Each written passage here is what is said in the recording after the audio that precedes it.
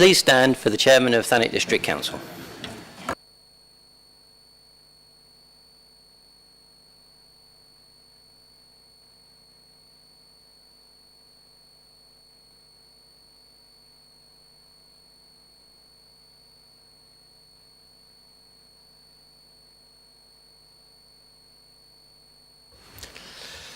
Good evening, councillors, officers and members of the public. Please be seated.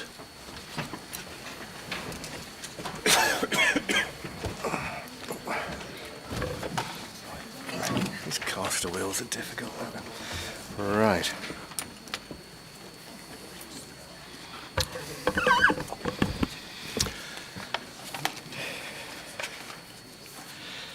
Well, I've done the please be seated bit. Now, good evening, members and officers of the Council and members of the press and public. I welcome you to this meeting of the Council. If the fire alarm is activated, please vacate the building via the emergency exits. I advise that if filming takes place, anyone in attendance in the public areas may have their image captured.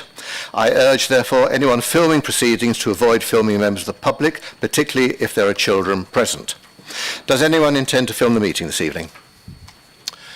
And I can't see anyone. So any filming or recording will not be permitted for any item of business where exempt or confidential information is considered following exclusion of the press and public from the meeting. With respect to restriction on the use of mobile phones, would everyone present please ensure that the mobile phones are turned to silent? I did that my own before I came in, and that they are not used to make or receive phone calls in the chamber whilst this meeting is in progress.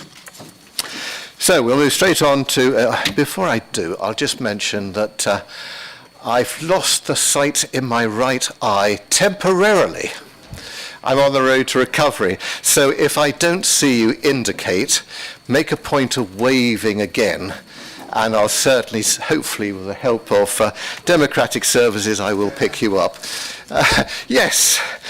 Councillor Alban. Yeah, thank you, Chair. Can I just give you a slight bit of advice, Chair, and not to look through the keyholes again, and that you'll be fine after that. Well, thank you very much indeed for that, Councillor Alban. I'm pleased we're in festive cheer. Councillor Piper. Councillor Piper. Thank you very much, Chairman. In that spirit of Christmas, I was wondering if it might be a suggestion if you move to the extreme right, and then you'll be able to see everybody who's anywhere near left of extreme right. All right, that's enough of it. Let's move on to agenda item 1, apologies for absence. I've received apologies from Councillors Farrance, Nixie, Gregory, Everett and Paul Moore. Do I have any other apologies? Yes, Chair.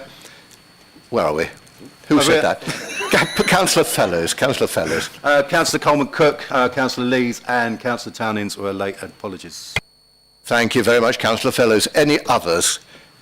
Councillor Curry. And from Councillor Pat Moore. Councillor Pat Moore. Councillor Dennis. Councillor Linda Potts. Councillor Linda Potts. Thanks very much. That's great. Thank you very much indeed, members. Announcements. Agenda item 3. I've not been informed of any announcements, it says here, and actually I haven't. Agenda item 3, declarations of interest. Are there any declarations of interest this evening? And no one is indicating. Agenda item 4, minutes of the previous meeting. Agenda item 4A, minutes of the reconvened council meeting of September 2022. I move the minutes of the reconvened meeting of the council held on the 8th of September 2022 be approved and signed as a correct record. Would the Vice Chair... Second that, Chair. Do members agree? Thank you. Agenda item 4B, minutes of the extraordinary meeting of Council of the 13th of October 2022. I move that the minutes of the extraordinary meeting of the Council held on the 13th of October 2022 be approved and signed as a correct record. Would the Vice Chair please second? Second that, Chair. Do members agree? Thank you. Agenda item 5, petitions. The result of one petition is being reported back to Council this evening in accordance with Council Procedure Rule 12. Under agenda item 5A, the report back is on the Winter Gardens petition. This report is for members' information only. So it's really an opportunity for anyone to say anything they'd like to, but there's no necessity for that. Do I have members' position to carry on? I do. Thank you. Agenda item, where are we? 6. Questions from the press and public. There have been 3 questions received from the press and public in accordance with Council Procedure Rule number 13. Please note that only the questioner and respondent are permitted to speak on the question. Could the questioner please only state the name of the Cabinet member to whom the question is put and read out the exact wording of the question that they are submitting to the Council. So, agenda item 6A, question number 1 from a member of the public regarding hydrogen filling points. I'm pleased to welcome Ms. Gibson to the meeting. Could you please make your way to the microphone, Ms. Gibson?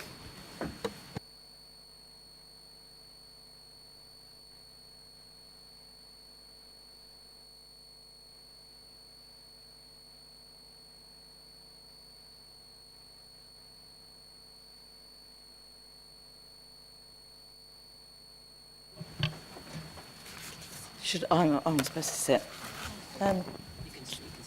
Okay. Chair, may I beg your indulgence for me to include a small bit of extra information that I received today that is important to my position? Well, so far as it's not too long, yes, I'm happy to indulge that this evening. Thank you very much. I would like to ask TDC to initiate or facilitate the development and provision of hydrogen filling stations in Thanet.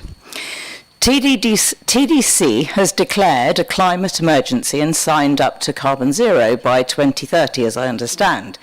Electric vehicles are not the answer and also are unaffordable to so many people and businesses here working on extremely low budgets. Hydrogen conversion means a much lower cost than replacing existing vehicles and is vastly more sustainable. Today I have spoken with the director of Sogard hydrogen producers and have learned that we are in an excellent situation to facilitate this because all that is required is 2 megawatts of renewable power, which we have, to facilitate the conversion, and 1 containerised electrolysis machine, which costs 1.5 million per machine. Ms. Gibson, I must cut you off there. I mean, that is good background information, but I didn't expect you to take it quite as far as you have done. Could you move on to the words of your question, please? I beg the Council to support the development of hydrogen filling points so that we can have enable vehicles to be converted. Ms. Gibson, could you please ask your question? I have the wording of your question here. You. Oh, right, there you go. Thank you so much. Hydrogen filling points are required in Thanet. Hydrogen conversion is the affordable and speedy means for the most polluting vehicles, trucks and vans to become carbon neutral and to help Thanet achieve its commitment to reducing carbon emissions. For this to be feasible, we need to have hydrogen filling points. Can the Council facilitate this ASAP? Thank you so much. Thank you very much indeed, Ms. Gibson. You will appreciate, everybody, that I do try to allow everybody the opportunity, since we're a democracy, to say what they have to say, and within limits I do like to enable a certain amount of background, and I feel I did in the case here. However, we now have the full wording of the question. I turn to Councillor Bayford. Yeah, thank you, Chairman. I mean, I would just make the point that most of the stuff that Ms Gibson came out with was news to me, so this answer relates very much just to the last few words that she said, really. Hydrogen is being investigated as an option for heavy goods vehicles in Kent. For example, Rise in Herne Bay will be the first supplier and distributor of hydrogen in the area. The conversion of larger vehicles to hydrogen is also an option to be considered when deciding upon the route forwards. We will work with KCC and our neighbouring districts to facilitate the installation of technologies which will enable the speedy route to lower emission transport and route to net zero overall. Renewable electricity such as wind and solar power is needed to create green hydrogen through the electrolysis of water. Therefore, the infrastructure for these large energy suppliers must also be considered. Thank you. Thank you very much indeed, Councillor Bayford. I move on to agenda item 5B, question number 2 from a member of the public regarding the Margate Winter Gardens. I'm pleased to welcome Mr. Clements to the meeting. Mr. Clements, could you make your way to the microphone, please? He's not here. Right. Well, if that's the case, Mr. Clement can look forward to a written answer. In consequence, move on to agenda item C, question number 3 from a member of the public regarding the Manston Processing Centre. I'm pleased to welcome Miss Cooper Davis to the meeting. Could you please make your way to the microphone, Miss Cooper Davis? Gosh, well, this will be a fast meeting, won't it? Miss Cooper Davis likewise can look forward to a written reply. Agenda item 7, questions from members of the Council. 4 questions have been received from members of the Council this evening. Please note that the time allowed for consideration of questions from members shall not exceed 30 minutes. I ask members to be as succinct as possible. Agenda item 7A, question number 1 from a member regarding the replacement for berth 4 and 5. I call upon Councillor Wing. Councillor Wing. Thank you, Chair. The replacement for berths 4-5 has now been in place for a number of months and is clearly being used by Bretts. But can you confirm when they will be applying to KCC for the fitting of the conveyor system to ensure they can discharge both sand and aggregates from their vessels into their cement batching plant and aggregate business? The lease agreement TDC has with Bretts seems to suggest at point 4 improvements that this work should have been started and completed. I think this question goes to the Leader of the Council. Thank you. Thank you very much, Councillor Wing, and you are quite right. Councillor Ashby. Thank you, Chair. Thank you for your question, Councillor Wing. As you probably know, a conveyor has not yet been fitted to the berth, and it is solely the responsibility of Brett Aggregates to commission and manage. It is understood that Brett Aggregates are planning the provision of a new conveyor, but a programme for installation has not yet been confirmed. As indicated in the berth 4-5 FAQs on the Council's website, Kent County Council is the planning authority responsible for waste and minerals, which includes Brett Aggregates activity, not Thanet District Council. The question also refers to Part 4 of the lease agreement, which references a requirement for Bretts to undertake improvements within 8 weeks of the date of agreement. The agreement is dated the 31st of March 2006, and the improvement reference relates to the previous and now decommissioned berth. The requirements therefore have no relevance to the new berth. Thank you very much, Councillor Ashby. Councillor Wing, do you have a supplementary? Yes, please, Chair.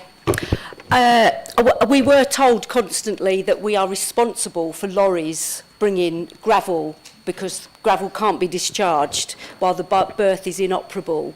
Given that these new delays are not ours but are Brett's because they haven't put a planning application in, can you confirm whether we are still paying for gravel to be delivered by lorry? And can you confirm whether we are paying for the gravel and the delivery or just the delivery? And could we finally see the audit of berths 4-5, including the total cost of replacement, including the gravel supplies, in full breakdown? It's public money, and I think as the ward councillor, we have a right to see that, and so do the public. Thank you. I'm quite happy to wait for that answer. Yes, Councillor Wing, I was going to say that's a bit of a tall order. 3 questions on one night, all in one as a supplementary. Councillor Ashby, if you'd like to, you can, but no one's expecting you to cover that fully. As we are. Ye of little faith, Chair.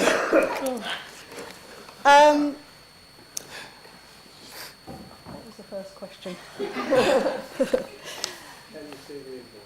Can you see the invoice? So I'll come back, I'll do it in reverse order. So as per the IMO's recommendation, one of them was for an audit of the Burst 4.5, which I'm pleased to advise is underway.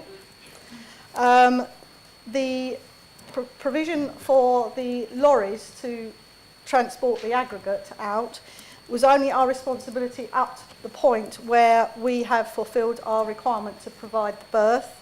As soon as the final document of commissioning is signed over, which is very, very shortly, we no longer have responsibility for that.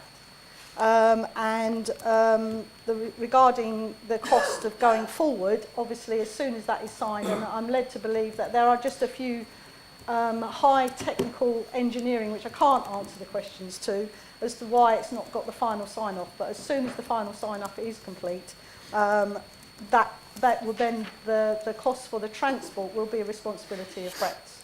And also to confirm that Councillor Everett and myself visited the berth, and it is an amazing structure, to be honest, and it felt quite daunting when you're out there, because I actually assumed it didn't move, but it does move, and it was a very calm day. But it would make a wonderful dance area, and I would advise Strictly Come Dancing to come down there and hold their next, instead of going to Blackpool, they could do it on Burst 4.5. So we might be able to recoup some of our funds from doing that. But no, it is quite an amazing engineering feat. I know it has been flawed with a lot of issues, but hopefully that does answer all your questions. And there you are, Chair. Know more about it than what I probably thought I did know. Well, I'm seriously impressed, and I think we all are as well, actually. Well done. Agenda item 7B, question number 2 from a member regarding Thanet's public toilets. I call upon Councillor Bailey. Councillor Bailey. Thank you. Good evening. Season's greetings to everyone. I think this question's to Councillor Cupp.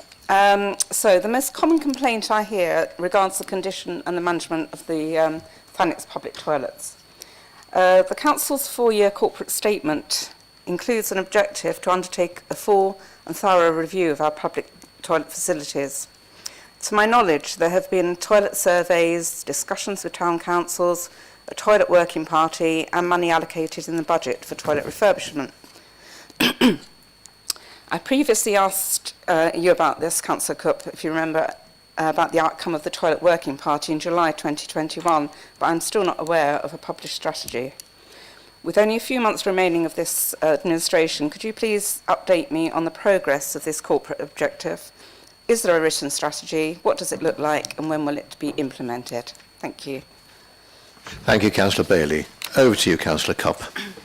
Thank you, Chair. This is very much my favourite topic, good old toilets. And thank you, Councillor Bailey, for your question. So we know how important public toilets are to Thanet residents and visitors alike, and we are currently commissioning condition surveys of all these facilities, the results of which will help shape the provision and strategy moving forward. This will allow us to explore all opportunities for provision of this service. In the meantime, we are pleased to let you know that we are undertaking a programme of deep cleans of our public toilets during the winter period. This will mean that specific toilets will close for 1 or 2 days to allow the work to take place. Signs will be displayed on the facilities ahead of each temporary closure. Deep cleaning is currently scheduled for the following facilities: Crofts Place, Broadstairs and St Mildred's Bay accessible toilets, Station Road, Westgate and West Bay accessible toilets, Morrison's, College Walk, Margate, East Pier Yard, Ramsgate, the Centre, Margate, but please be aware that there may be unavoidable changes to this schedule. And in addition to this, we are undertaking external and internal refurbishment to the Harbour Street toilets in Broadstairs. It is anticipated that they will reopen on the 21st of December. Thank you, Chair. Thank you, Councillor Cupp. Councillor Bailey, have you got a supplementary? Yes, thank you, Chair. It's just, as long as I can remember, the toilets have been an issue. I've lost count of how many times that it's been raised. So, why has it taken so long to produce this strategy? And how can we have faith that this current survey will produce a strategy? Thank you. Thank you, Councillor Bailey. Now, Councillor Cupp, are you going to do as well as your leader? Probably not, but I'll give it a go. So I think that it's fair to say that since we came in, I wanted to make sure that we were looking at the toilets and finding a way to actually put them in a condition that was acceptable for residents and also tourists that are coming down to visit our beautiful coastline. The strategy has been incredibly frustrating. There have been conversations that have gone on that have with parish councils and town councils, which have made the strategy be put back a couple of steps, and we've had to reevaluate things. We are now going down a course where we are very open to options, and it is being worked on. And I hope and I do believe that we will be publishing the strategy in the new year, which will explain everything. And I think that the council will be very pleased with the strategy. Thank you, Chair. Thank you, Councillor Cupp. Now, agenda item 7C is a question from Councillor Everett, who's not with us this evening, and therefore he will receive a written answer. Yes, so Councillor Bayford, you are off the hook. Question number 4 regarding waste management and recycling. I call upon Councillor Austin. Thank you, Chair, and apologies, but it's Councillor Bayford again. We all know waste management and recycling are challenging in Thanet. In Ramsgate, we established a litter forum 5 years ago to link voluntary groups with TDC and RTC to improve street cleanliness and recycling rates. We've consistently requested small street recycling bins, so we were pleased in October to hear these would be installed across Thanet. We also heard with approval plans to remove large commercial bins from public areas to tackle the fly tipping they always attract. So when an army of large new commercial-sized bins for both recycling and litter appeared without warning on Ramsgate streets recently, as well as a few of the small street recycling bins we've been promised, we were understandably puzzled and disappointed.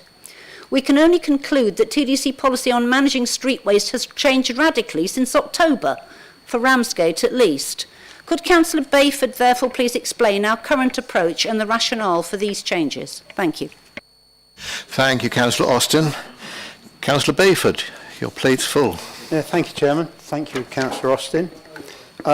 We are currently reviewing the usage of bring sites and accessibility for those residents who are unable to receive a recycling collection from their home. As a result of this, we're trialling the implementation of 1,100 litre mixed recycling bins at 16 different locations throughout Thanet, whereby residents and members of the public can recycle bottles, cans, tins and plastics. These locations are strategic, based on the location of properties not receiving a recycling collection to make it accessible within walking distance and also to reduce fly tipping. The 20 Jubilee-style mixed recycling bins have now been installed, and that includes 4 in Ramsgate Town, as well as a 360 litre bin housing for mixed recycling to be installed outside Cavendish Street toilets. Thank you, Councillor Bayford. Councillor Austin, do you have a supplementary?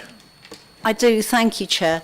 Thank you, Councillor Bayford, and it's useful to know that that these locations are across Thanet. We certainly seem to have about half of those large bins, I think, in Ramsgate. But obviously, we're great fans of recycling. We want to see this work, but we are concerned about the fly tipping implications. We've already seen a great deal of fly tipping around these bins in Ramsgate.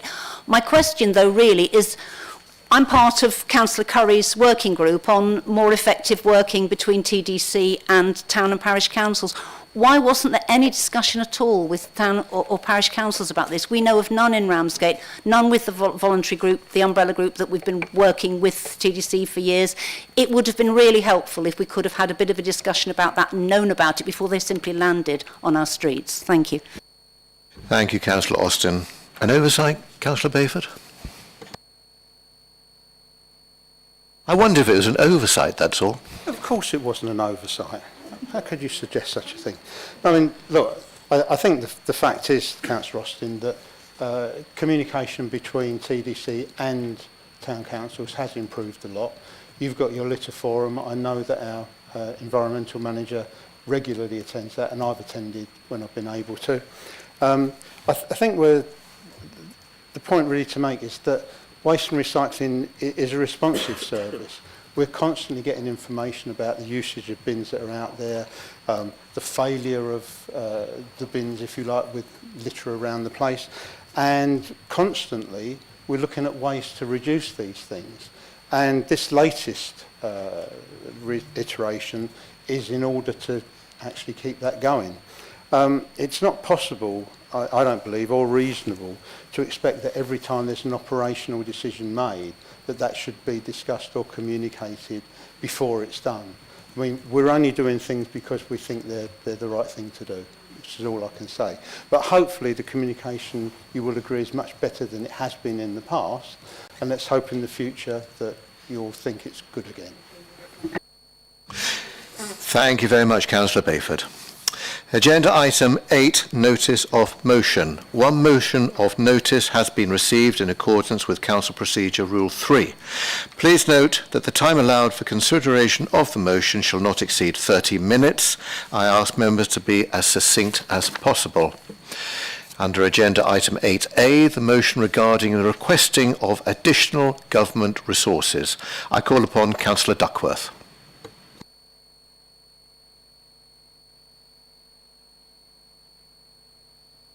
I have Councillor Duckworth here for this.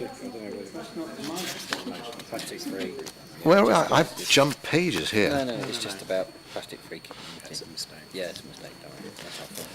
Well, we can put this down to a mistake in the paperwork and also my dodgy eyesight. Well, you would though, wouldn't you? Because you'd like to. No, not at all. You're not very tolerant, Councillor Bayford, this evening, are you? So I have the wording of the motion as such. Thanet District Council supports the campaign for Thanet to become a plastic-free community, reducing the flow of single-use plastic onto our streets and beaches. Thanet District Council agrees to 1. Put a member on the local plastic-free Thanet steering group. Number 2. Support plastic-free communities initiatives in this area. 3. Review the progress already made in the removal of single-use plastic items from its premises and operations, and use the information gathered to create a realistic timeline for completion of the process. Now, don't anyone say I fall down on the job again. There we are. Chair. Councillor Alban. Yeah, point of order, Chair. You've just read out the whole of the motion, Chair, and the. Oh yes, he has. Councillor Duckworth sat down because you've said all of the motion, Chair. So I just want to point that out to you, Chair, that yes. saved the speaking, Chair. Thank you. Thank you very much indeed. Well, look, in the circumstances, I've overstepped the mark here. Councillor Duckworth, would you like to reread your motion? No. Councillor Duckworth, do you have a seconder? I'll second that, Chair. I was just going to introduce it if it's okay. Yes. So if he wants to have a speech, then you can let her speech. Councillor Duckworth, would you like to say a few words in support of your motion? Yes, please. Thank you. What I thought I'd do is just give you a bit of background in case you don't know who Plastic Free Thanet are, etc.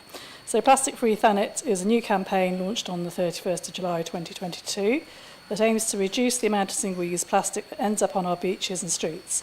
It is part of the Surfers Against Sewage Plastic-Free Communities movement and is using their 5-step plan, adapted for the local context. 1. Engage the local council. Thanet District Council passes a resolution supporting the journey to plastic-free community status. 2. Recruit business champions. Work with businesses to help them remove 3 items of single-use plastic from their business to achieve plastic-free champion status. 3. Work with community allies, link with litter groups, local charities, arts institutions and schools to educate the community about being plastic-free in fun, creative ways. 4. Community actions events. Partner with community groups to run events with a focus on reducing plastic waste or to join events they're running to promote the cause. 5. Form a steering group with representatives from the council, local business, the creative and cultural sector, local media, South Eastern Railway and Southern Water to meet twice yearly to drive the campaign forward. What is a plastic-free community? Surfers Against Sewage initiative to free where we live from unnecessary single-use plastic. It's a community network across the UK that's tackling single-use plastic from the beach, all the way back to the brands and businesses who create it. Plastic-free communities are volunteer initiatives run by community leads who use the Service Against Sewage 5-point plan to transform attitudes and behaviours around plastic within their communities. Service Against Sewage sets each community targets for business sign-ups and community engagement in order to achieve plastic-free community status. So I will read the motion in full again. And Thanet District Council supports the campaign for Thanet to become a plastic-free community, reducing the flow of single-use plastic onto our streets and beaches. Thanet District Council agrees to put a member of the local plastic-free Thanet steering group, support plastic-free community initiatives in its area, review the progress already made in the removal of single-use plastic items from its premises and operations, and use the information gathered to create a realistic timeline for completion of the process. Thank you. Thank you, Councillor Duckworth, and may I say I thought you introduced your motion much better than I could have done. Do you have a seconder?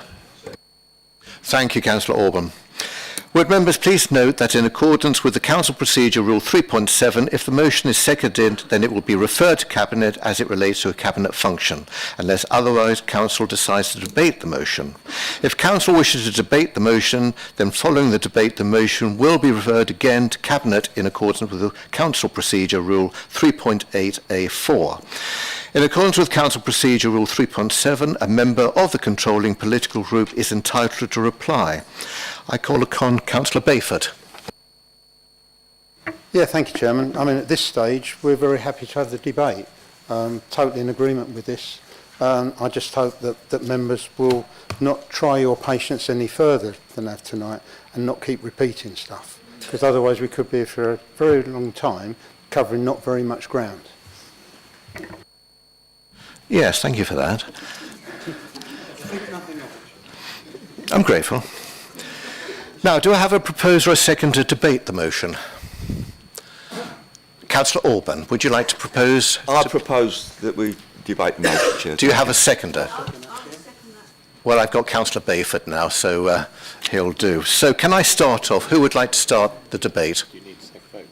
Oh, yeah, but yes, we do need a vote on that. Those in favour of debating the motion, please raise your hands. And that is a majority, I think, yes. Anyone against? No. Any abstentions? No. Who would like to lead the debate? Councillor Piper. Thank you, Mr. Chairman. I think this motion, along with all kinds of motions that are brought before this council, suffers. There's just one thing missing, and that is how much is it going to cost and who's going to pay it. Words like working with, supporting and, coordinating and running, usually, out in the real world, require the injection of some funding. So whilst not giving away one way or the other whether I support the motion or not, I would simply say I think motions like this would read better and could be responded to better if there was a financial element to what the council might be being asked to do. Because budgets don't just happen overnight, as we'll hear from the leader's report in a moment, the team have been working extremely hard with a very limited budget that we have. So even the best ideas, sometimes you've got to find the money from somewhere to do it. So I would just make a plea for some inclusion of financial commitment to be able to support motions such as these for the benefit of our community. Thank you, Councillor Piper. A good point. Councillor Bayford. Well, thank you, Chair. TDC supports the need to reduce plastic in society, especially single-use plastic. We understand the impact single-use plastic has on our environment and especially our beaches. Over the past year, TDC has run a successful sustainability steering group. A large number of community groups have attended these meetings. Officers have worked with these groups to complete projects such as installing new bins to recycle plastic bottles along the coast. We want to continue to support initiatives such as these within our resources and finances. With regards to our own estates, we've removed plastic cups from all meetings and continue to encourage staff to reduce personal use of single-use plastics. With regards to single-use plastics in our own operations, we will consider communicating with suppliers to request that they reduce these in our purchases, and we will consider alternatives to plastic materials wherever possible. What I would like to do, Chair, and I don't know if it's the right time, but I'd like, partly following on from what Councillor Piper said, to make a slight amendment to what's been proposed. So we support the motion with we support putting a member on the local plastic-free Thanet steering group. Support plastic-free communities initiative in its area with the addition of within our available resources and finances. And number 3, review the progress already made in the removal of single-use plastic items from its premises and operations, and use this information gathered to create a timeline to remove single-use plastic. And I want to add, where realistic and within our control and our resources. Thank you for that, Councillor Bayford. The thing is that it's not appropriate to have an amendment here, but it's for Cabinet to make that amendment when it goes to Cabinet. You've had advance warning of what's going to happen at Cabinet then, Chair. I have. I think we all have. And I think we're all going to look forward to it. Are there any other speakers? Councillor Alban. Yeah, thank you, Chair. I fully support what Councillor Bayford has just said in relation to his amendment.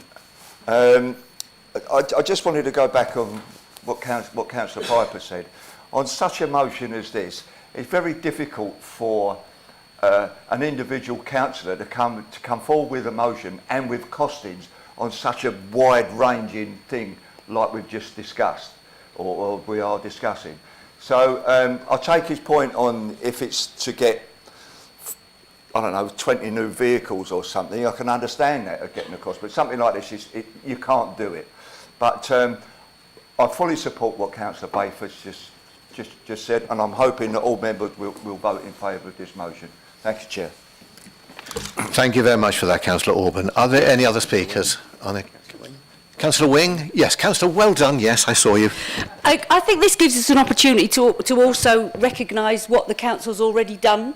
And I don't know whether this is a coincidence, but I have noticed on my street and in my ward that planning notices are now being put up with string and not cable ties. I don't know whether they've run out of cable ties and somebody's just found a ball of string, but I would see removing cable ties and introducing a ball of string would be a cost saving. And I agree with Councillor Alban that it's very difficult for an elected member to actually work out what the cost savings will be.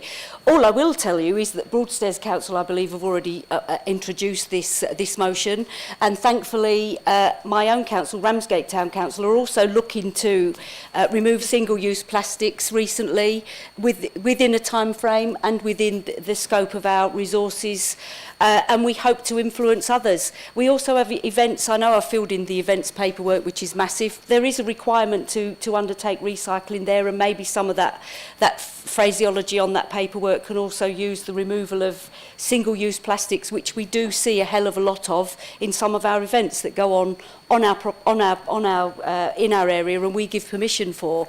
So I see this as a really positive thing and a way of also promoting what we're already doing as a council. Thank you. Thank you, Councillor Wing. Councillor Yates, I've got you now. Thank you, Chair.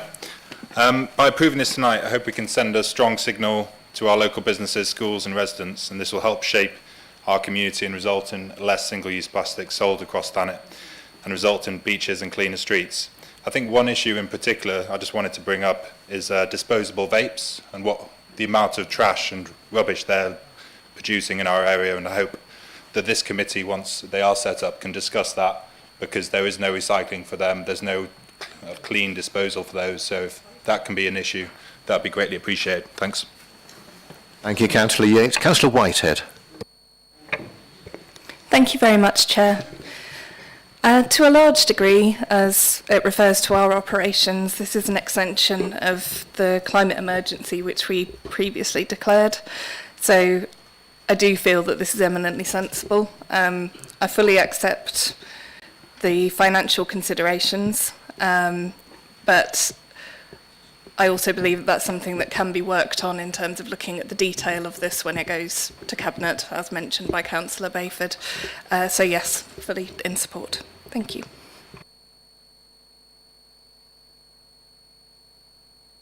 Councillor Ashby. Councillor Roll.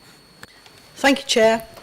Absolutely fully support this. I think a lot of it originated from, I did a litter pick on Margate Sands one Saturday night, and it led to conversations with the various groups that were there that day, and there was also a lot of volunteers, people that are just out for a walk, actually joined us on the beach. I think Councillor Yates, you were there as well, and I think we should first of all thank all of the groups that come together to collect this, but of course we're all in control of our own destiny here, and the pressure really needs to come from all of us, not just as a council, but generally how we live, but also the ultimate pressure comes from the children, you know, the people of the future. So I would very much welcome this, but we can not stop pushing the message out there that we're all in this together, and the children are the ones that will probably help it deliver by putting the pressure on from where it starts regarding the littering of plastics. So I fully support this. Be foolish not to, as it was sort of started by me in the first place. So thank you, Chair. Thank you very much indeed, Councillor Ashby, and of course it's also true. Councillor Rourke. Thank you, Chair. I strongly support this motion. Also would like to suggest we have some reward for businesses, schools and all our workplaces will join this recycling free. Like in the past, this council had Pride in Thanet award for hospitality. We can have Pride in Thanet for plastic free. Thank you. Thank you, Councillor Rourke. Councillor Cupp, yes. Thank you, Chair. Just to follow on from what the leader said, I think these items are so important that I will raise it with our newly established Youth Council, because I think this is a great discussion for them to have and see what influence they can have on this impact that is so important. Thank you. Point well made. I think that concludes it. Have I got anyone else? No, I don't think so. Thank you very much. Well, that motion will now be forwarded to Cabinet for their consideration. Thank you very much, members. Agenda item 9, the Leader's Report. I call upon the Leader, Councillor Ashby. Thank you, Chair. Sorry, I drifted off there. I was still out on the beach in Margate Sands back in July. Although not outwardly visible, the Cabinet have been busy working with the finance team and the service directors putting together the draft budget for 2023 to 24. The Star Chamber approach was highly productive, and our appreciation goes to the service directors for submitting realistic growth plans along with constructive ideas on savings and, importantly, revenue generation. Chris Blundell has set up various budget briefing sessions starting in early July, which I hope as many members as possible will attend to enable good scrutiny and positive input. Work continues on updating the local plan for 2031 to 2040, and following the call for sites, a map of the sites has been published on the website. I noticed it's taken up quite a lot of interest out there in the wider public.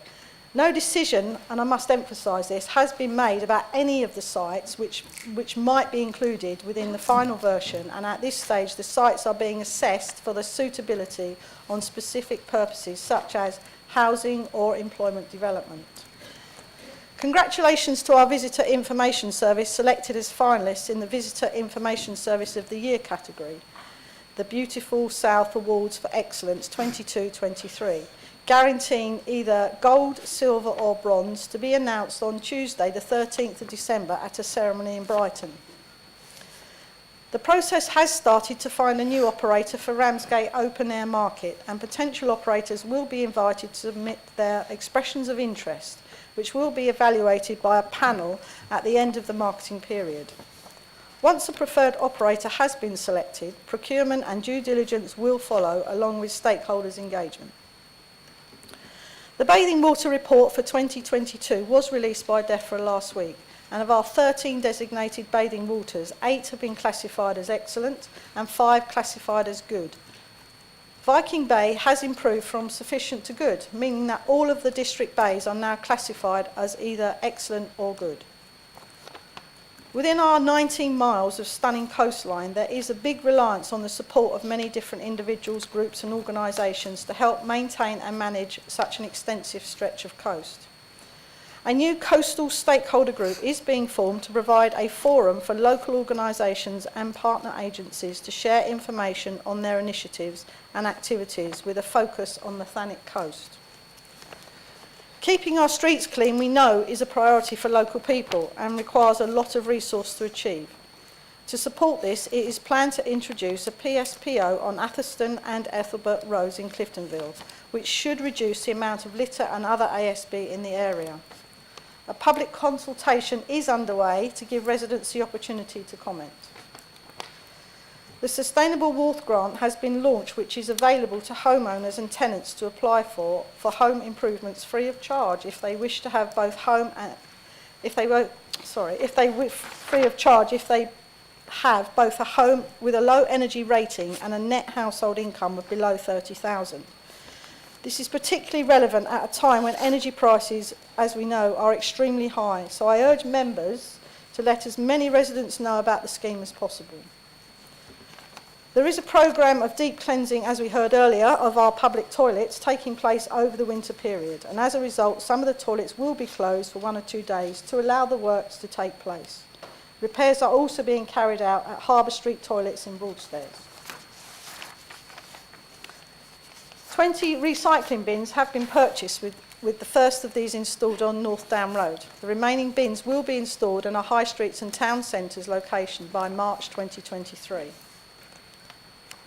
I'm delighted that last week saw the launch of the Thanet Youth Council for local 14 to 18-year-olds. 15 young people attended the inaugural meeting and discussed issues such as knife crime, public transport, violence against young people, bins and parks. And we now hear they're going to talk about plastic-free Thanet as well.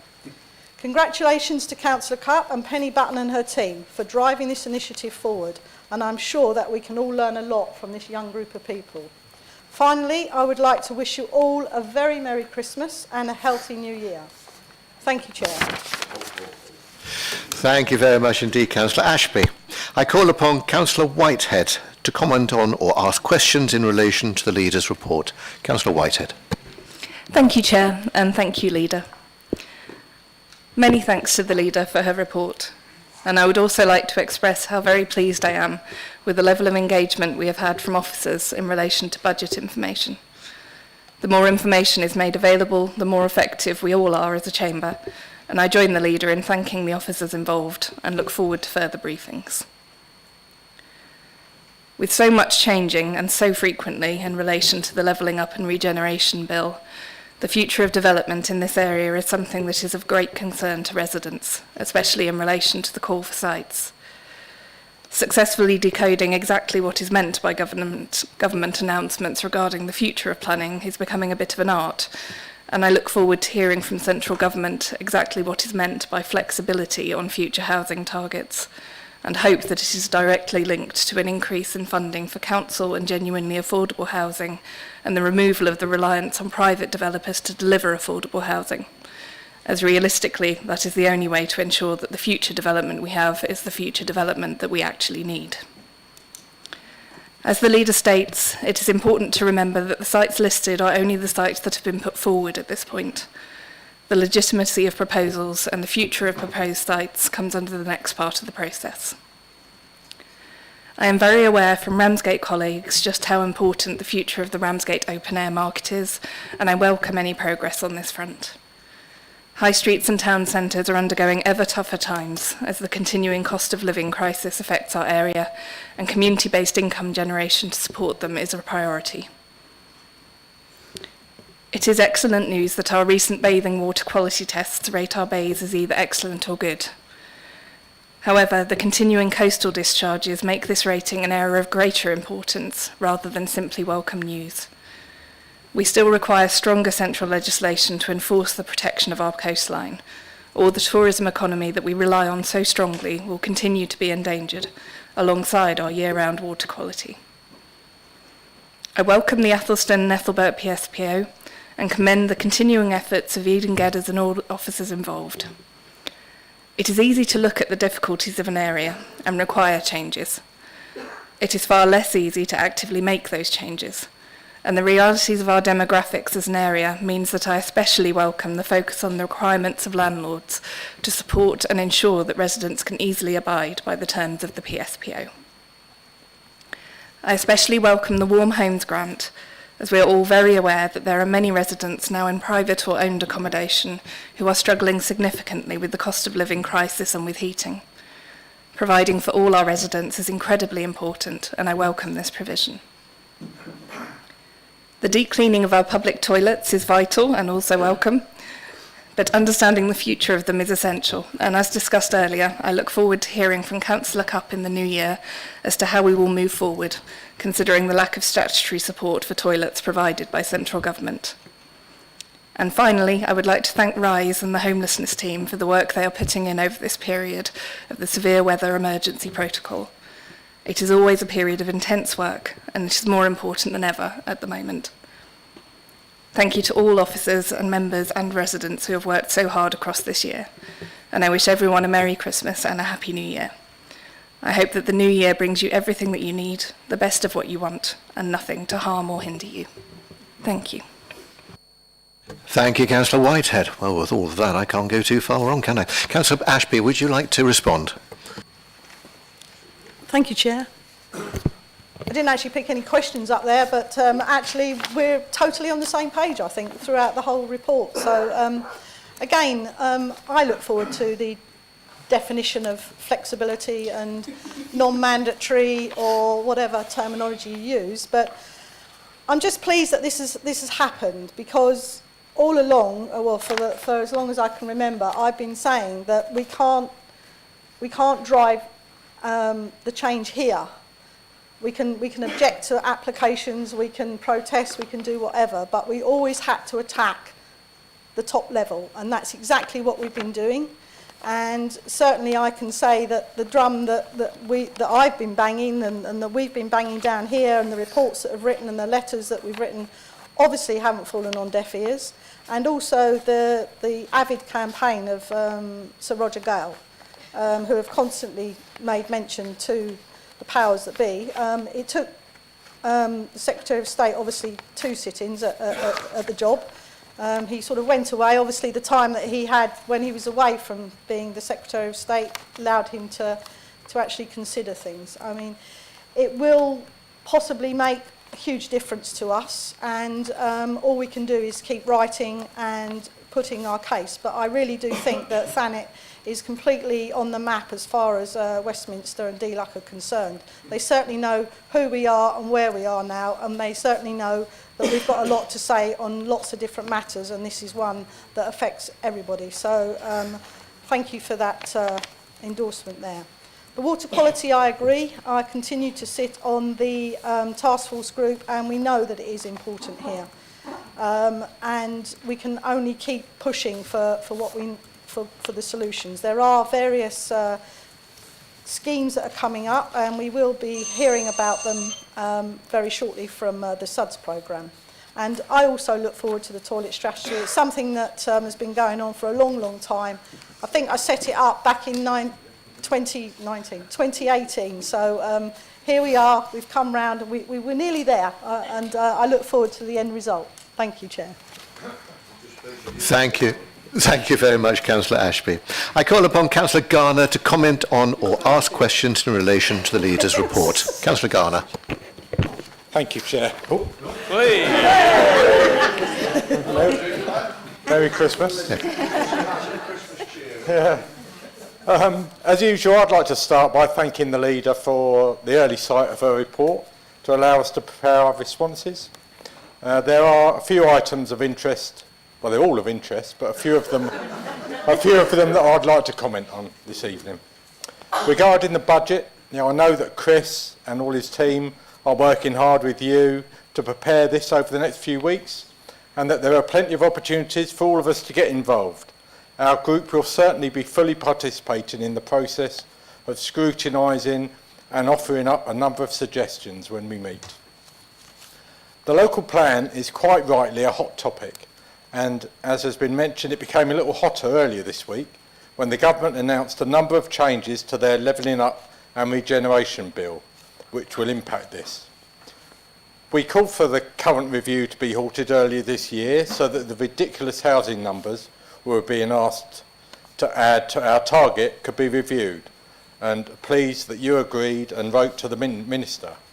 It now seems that the government are not only going to be abandoning the centralised mandatory targets, but also enabling stronger regulation of the short-term holiday lets, an area that's certainly been making it more difficult for our residents looking for long-term rents. When the local plan review is picked up in the new year, we'll be pushing to work towards incorporating more sustainable housing policies in a plan that sets out our own housing targets to meet the needs of our local area. This can't be done through further decimation of our green spaces and agricultural land, but can be done, among other things, through using brownfield sites where required and making sure that those properties which are built are made available for those who need them as homes, rather than being bought and kept empty as investments or adding to the growing list of holiday lets. It is, of course, pleasing to see that our bathing water around all the bays is now classified as either good or excellent, despite the recent sewage releases following the recent storms. As you mentioned, there are several groups around the coast who work hard to keep our beaches clean, especially cleaning up after the recent aforementioned sewage releases, and they deserve our thanks and support for their efforts. I'm sure a number of us will be attending the Southern Water event in Ramsgate on Monday evening to closely question them about the changes they are making to improve their infrastructure to reduce the number of sewage releases every time it rains. As we've seen in the results from this year's resident survey, clean streets are a priority across the whole district, and action is required in some areas where littering and fly tipping has escalated, and so we also welcome the introduction of the Athelston and Ethelbert Roads PSPO.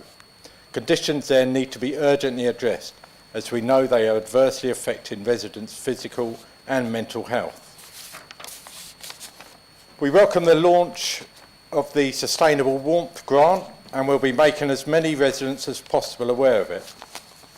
At the same time, I'd also like to commend the efforts of TDC, KCC and other organisations for providing information and support about warm banks to residents in these extremely difficult times. And I'd also like to give a call out to Councillor Bailey for helping collate that information in a single place for residents on social media. That we need to provide food banks and now warm banks to help many of our fellow residents survive the winter should make us all sit up and think about how we can do much better, especially those in central government who seem to think poverty is acceptable as long as it doesn't slip into destitution. Finally, as a party that advocates lowering the voting age to 16, we welcome the establishment of the Youth Council. We need to hear more, not less, from young people, and hopefully it will encourage more of them to participate at all levels of politics, local and national, and make the changes needed to secure their future on our planet. And finally, Happy Christmas to everybody. Thank you very much. Thank you very much indeed, Councillor Garner. Councillor Ashby, I called upon you to respond. Thank you. Yes, I'm grateful that your group are going to support the scrutiny and input into the budget. It's really important. It takes a hell of a lot to put it together, and obviously there are areas that we'd all like to add extra noughts on, but you know, unfortunately it is very stretched, and councils have to be more creative with some of their revenue streams. There isn't any further cuts that can be made. We're down to the marrow. We've gone through the bone and down to the marrow now. So the only way to actually maintain services and to and to add services is to actually be more creative with the revenue outside of the 11.1 million council tax that we get. If we were to just provide statutory services, we actually wouldn't break even with our 11.1 million. We don't have enough council tax income to even be able to support the 80,000 households that we have in this district. So we have to be creative as the central budget shrinks into from where it used to be to where we are now. Yes, the local plan is a hot topic, and as I chair the local plan CAG, I know it's a very hot topic, and as I said earlier, we can all keep doing our work, keep our eye on it, and keep our finger on the pulse as to what is going on in Westminster, and hopefully we get more control over what happens in our district. And that doesn't just apply to planning, that applies to budget, that applies to a lot of things. It would be really nice if we could set our own budget and decide how we wanted to spend our own money, and so our residents would be satisfied with what goes on. The only thing on the short-term lets and the Airbnb, I agree, the register would grant bigger assistance to actually working out what is going on. The only downside is that the minister didn't actually say who was going to pay for and who was going to administrate it. That would be a huge drain on another resource in the council. So I would be asking the minister if he would support that by giving us some funding if we were the ones that had to administrate it. Our teams, housing teams already and planning teams already have a big workload, so that would be an extra strain on us. So, and I'd like to obviously wish your group a very happy Christmas as well, and I look forward to the new year. Thank you.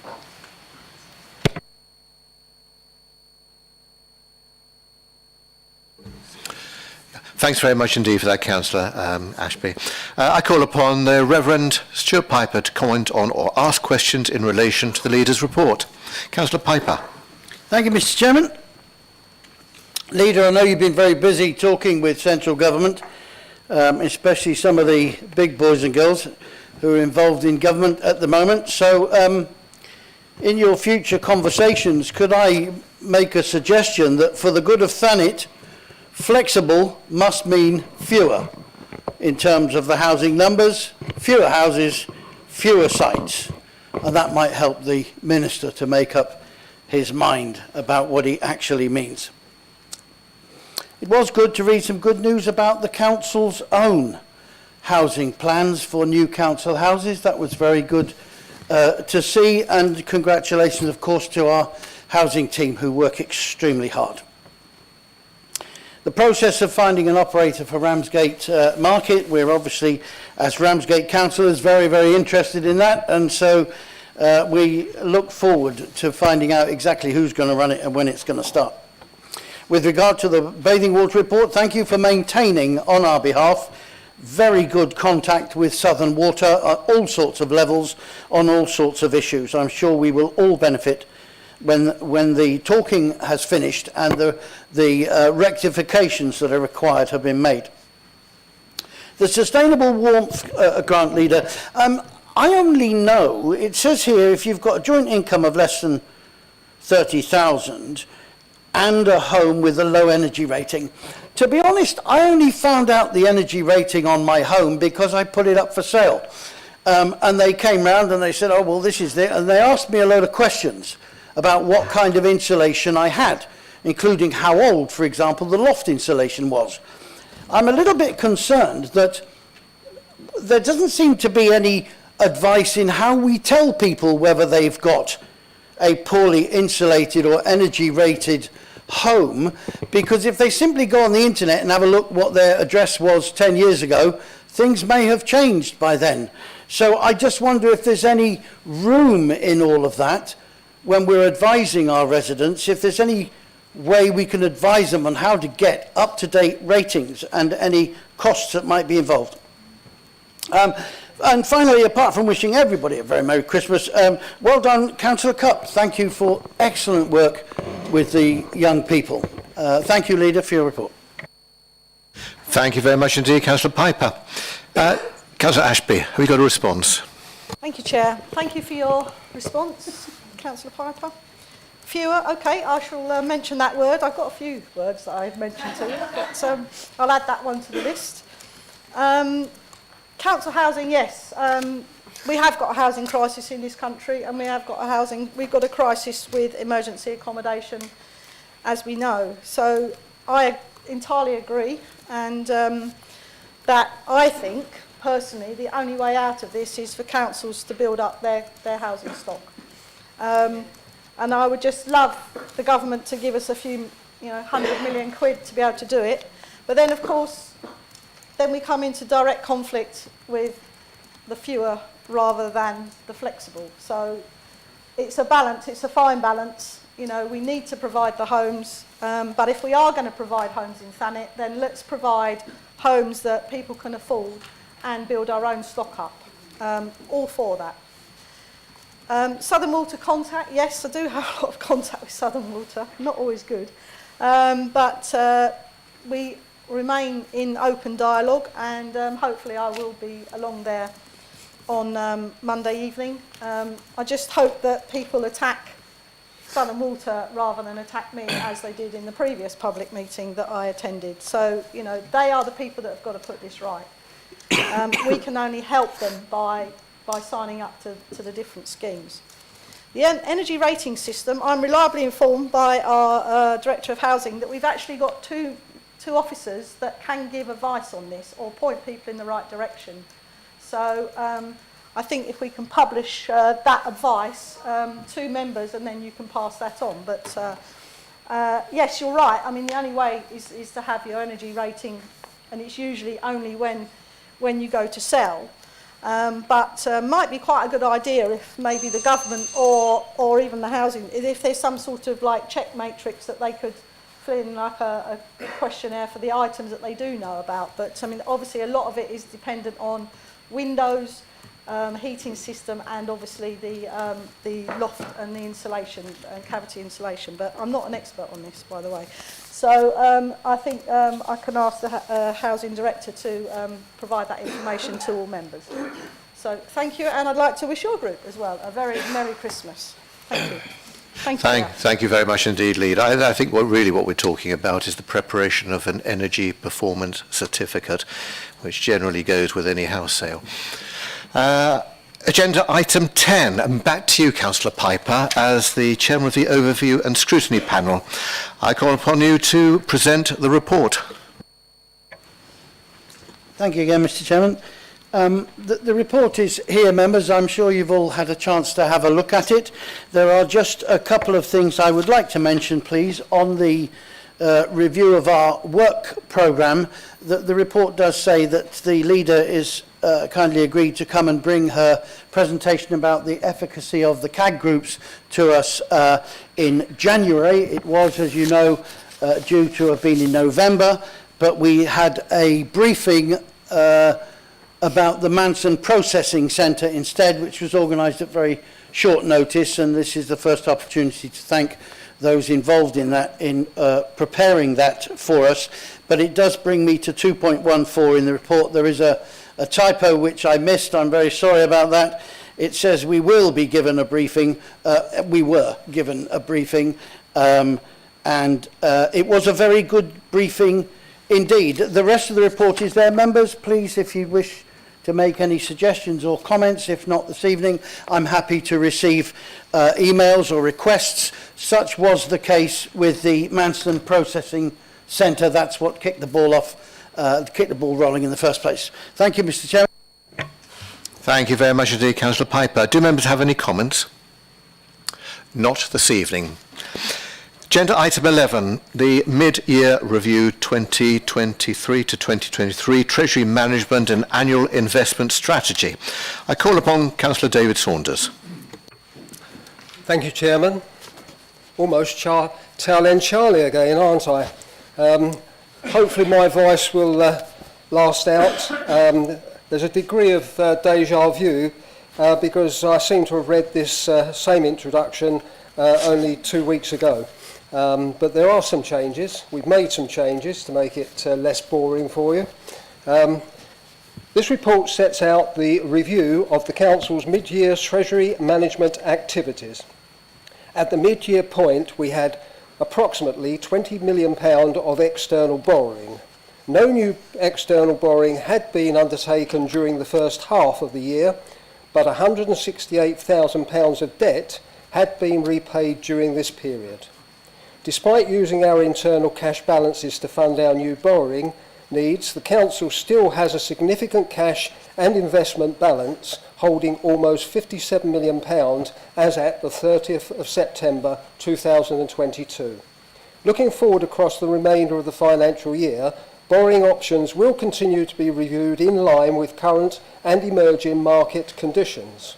The report sets out some proposed minor technical changes to our Treasury management strategy, firstly to reflect a change in accounting estimates following a further deferral in the implementation of the accounting standards for leases.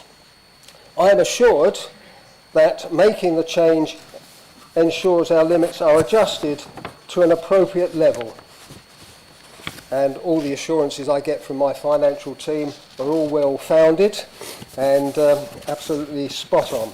Furthermore, there is also a proposed change to the increase of length of time we are permitted to invest with the UK Government from 6 months to 2 years in order to increase our investment options. Finally, I do need to report a minor breach of our investment limits for one of our deposits. Not our fault.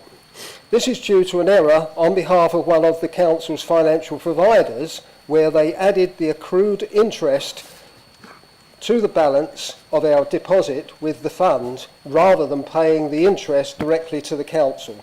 This resulted in £6 million limit being exceeded by £4,385 for the period 1st June to the 8th of June 2022 and by £5,335 from the 1st of July to the 4th of July 2022. This report has previously been presented to both Cabinet and the Governance and Audit Committee on the 17th and 30th of November respectively and was recommended to Council for approval. I therefore move the recommendations. Thank you. Thank you very much indeed, Councillor Saunders. Do members wish to comment? I think we agree. Oh yes, sorry, seconded. Thank you very much, Councillor Ashby. Chair. Do anyone wish to comment? Or I think we agree, don't we, with that, to accept? Do members agree? Yeah, do members agree? Agreed, yes. Thank you. I'll mask up then. Agenda item 12, the revised Members' Code of Conduct. I call upon the leader.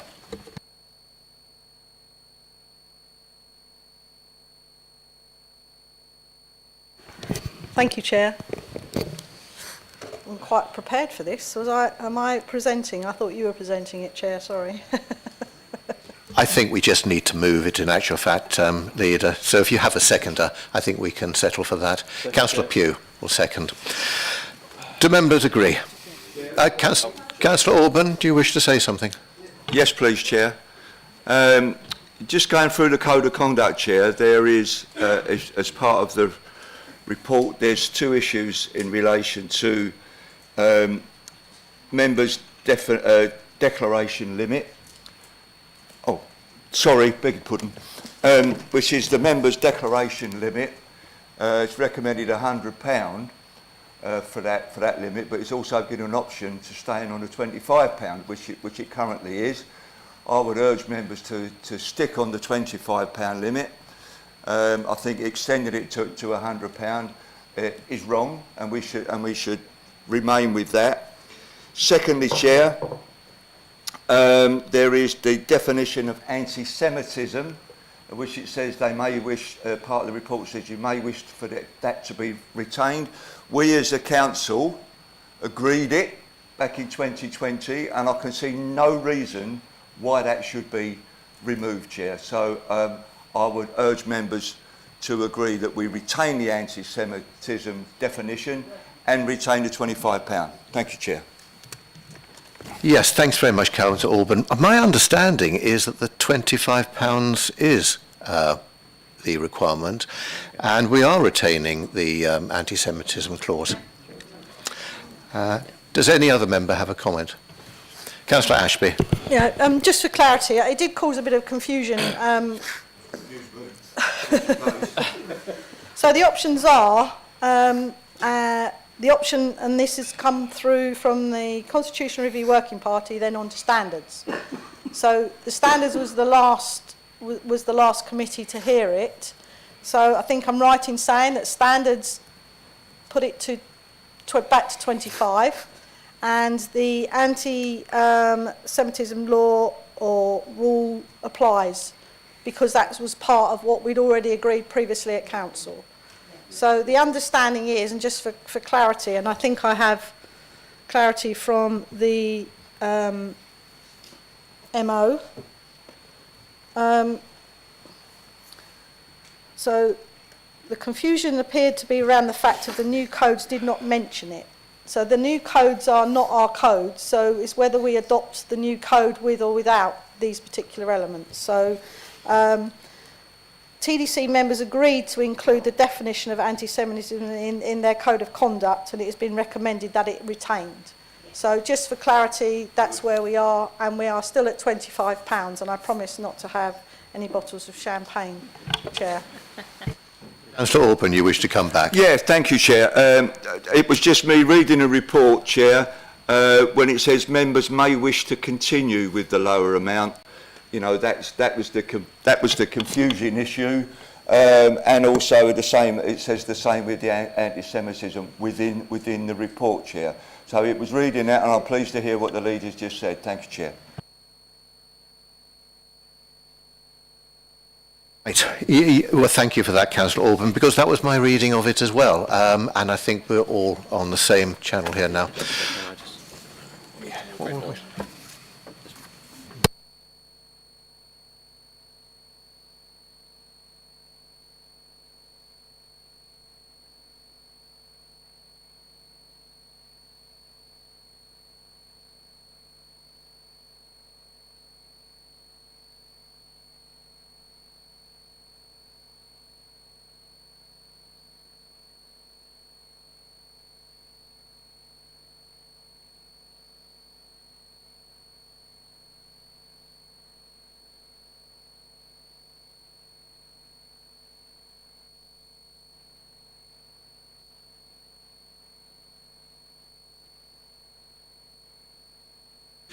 Members, stop talking amongst yourselves. It would seem that it does say 100 in the document, which is contrary to what I understood to be the case. So, Leader, would you like to move an amendment? Yes, Chair. Just for that one item, we're okay on the other item. So I would like to propose an amendment to the item that it remains at £25 reporting allowance. Thank you, Chair. You have a seconder. Councillor Alban. I'd like to second that, Chair. Yes. Thank you very much. I thought you might. Are members in favour of that amendment? Thank you. Any against? Any abstentions? No. So, do members agree overall with the document, agenda item 12? Thank you very much indeed. Every meeting has a little bit of confusion. Agenda item 13, the revised complaints arrangements. I call upon the Leader again. Thank you, Chair. The recommendation is to agree the changes of the Council Standards Complaints Handling Arrangement, taking into consideration the recommendations from both the Constitution Review Working Party and the Standards Committee. Thank you, Chair. That is the recommendation. Do you have a seconder? Councillor Pugh. Do members agree? Thank you very much indeed. Well, members, look, that concludes the business this evening. I personally, as Chairman, would like to offer my happy Christmas to everybody in the chamber and a happy new year as well. I would also like you to join me for a mince pie afterwards downstairs. Not very much, but just a little token for the festive season. I'd like us all to put aside any political differences we might have. We're all colleagues acting on behalf of the residents of Thanet, and I really would love to see all of you with me for a mince pie. So thank you very much for this evening. See you hopefully later.